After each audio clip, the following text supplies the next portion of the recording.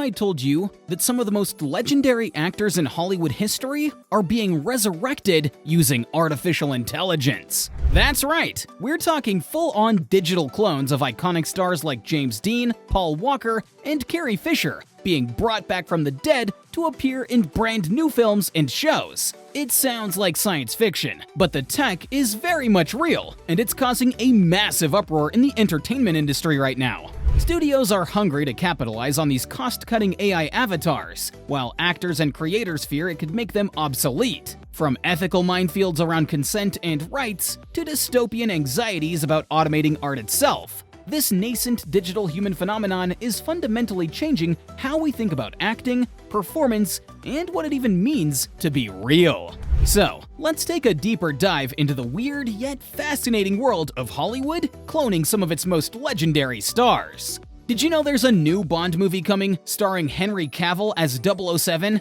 and Margot Robbie as the Bond girl? No, I'm just kidding. The trailer you may have seen going viral online wasn't actually an official 007 production.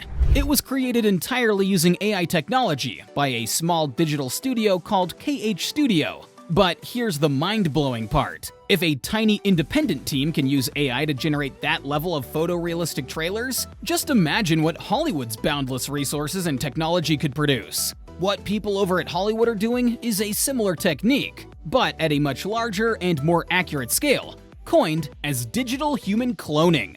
So, what exactly is a digital human clone? Well, in the context of actors, it refers to an incredibly realistic 3D model that looks, sounds, and moves exactly like the real person. It's like those deepfake videos that have been going viral, but using advanced AI, they can scan and map every tiny detail of the actor's face, body, voice, and mannerisms to create an ultra-high-res digital replica. With enough source material like videos, photos, and audio recordings, they can essentially resurrect and reanimate that person inside a computer.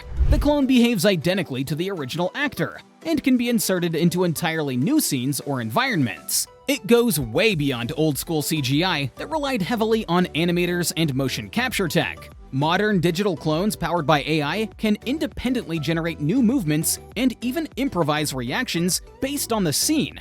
So, in theory, these things are indistinguishable from the real actors. We're talking a young Marlon Brando acting alongside Timothée Chalamet. As mind-blowing as all this sounds, the shocking truth is, it's already happening. Like, right now. Here's a few examples. Let's start with the most controversial one.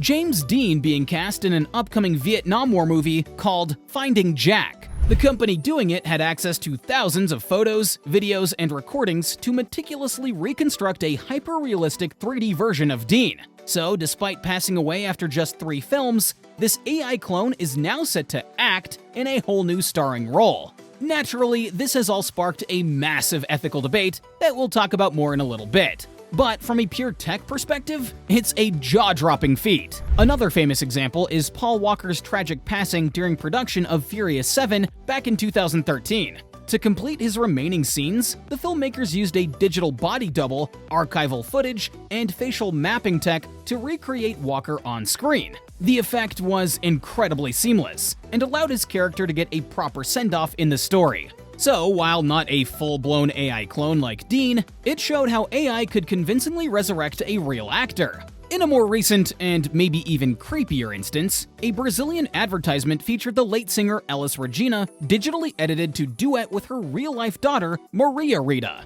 Now, as mind-blowing as all of this is, it's also sparking some major concerns and backlash from actors, writers, directors, and crew members. At the heart of the controversy are issues surrounding consent, compensation, and job security. One of the biggest ethical debates is around consent and who actually owns your likeness after death. James Dean never agreed for his image to be digitally resurrected for new films 70 years later. Same goes for other legendary actors like Audrey Hepburn, Marilyn Monroe, or Heath Ledger. Their estates don't necessarily have full control over how these icons are recreated and portrayed long after they're gone.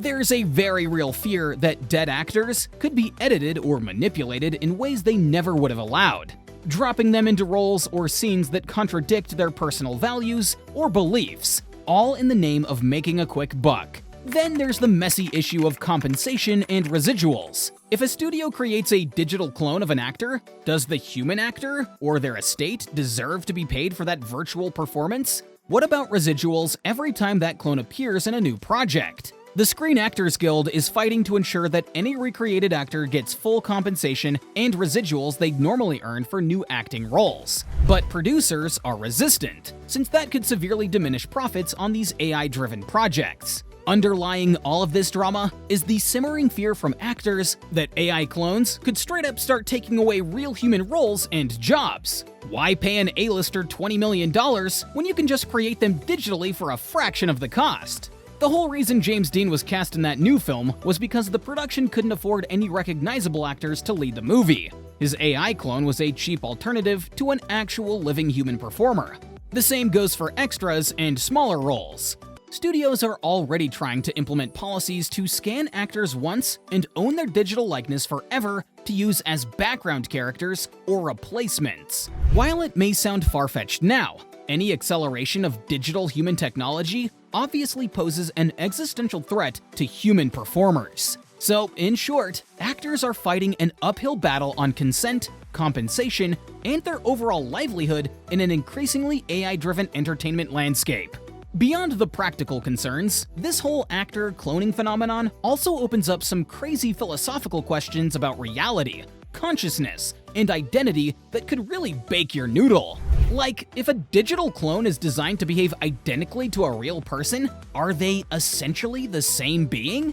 Do they have the same autonomy, free will, and rights as a biological human? It's the classic philosophy brain twister. If an AI is coded perfectly to replicate every aspect of you, including your decision-making and thought process, is it truly you? You could also look at the legal side. Like, if an AI version of Denzel Washington gave an Oscar-worthy performance in a film, should it be eligible for awards? From there, you could spiral down even weirder rabbit holes. If your digital clone is nominated for an Oscar, do you go up and accept the award for yourself? If an AI commits a crime on screen, is it liable? What if advancements allow these AI actors to become self-aware and start making decisions independently from their programming? Are they then truly autonomous beings with rights of their own? It's pretty Matrix-level existential stuff that could completely redefine how we view identity, consciousness, and what it means to be real. As awesome as having eternally young versions of our favorite stars may seem, it also opens up Pandora's box of mind-bending philosophical conundrums. Looking to the future, you can definitely see how this digital human trend could snowball into increasingly questionable territory. Like, what's to stop a studio from hiring writers to produce an entirely AI-generated film with a cast of digital clones? You could have a whole movie's worth of CGI characters acting out scripts created by an AI writer. You could even program multiple unique AI personas to star as totally new synthetic actors that have never actually existed in the real world. We're talking original characters played by non-human digital performers. From there, you could turn the knob up even further into Black Mirror dimensions, like AI pop stars that release albums without any human involvement, or virtual influencers that get paid actual sponsorship money to promote products in the metaverse. While it all sounds pretty crazy, that ultra-commodified reality may be closer than you think. We're already seeing examples of virtual musicians and TikTok personalities that don't technically exist outside of lines of code. Does this open up cool new frontiers for art and creativity from human limitations? Or does it further devalue the meaning and authenticity of creative expression and performance? Those are just some of the many fascinating philosophical questions posed by the rise of digital human tech. But whether we like it or not, this very well could be the inescapable path that we're headed down. So there you have it, folks. The double-edged sword that is AI-powered actor cloning in Hollywood. An incredible breakthrough that could reshape entertainment forever.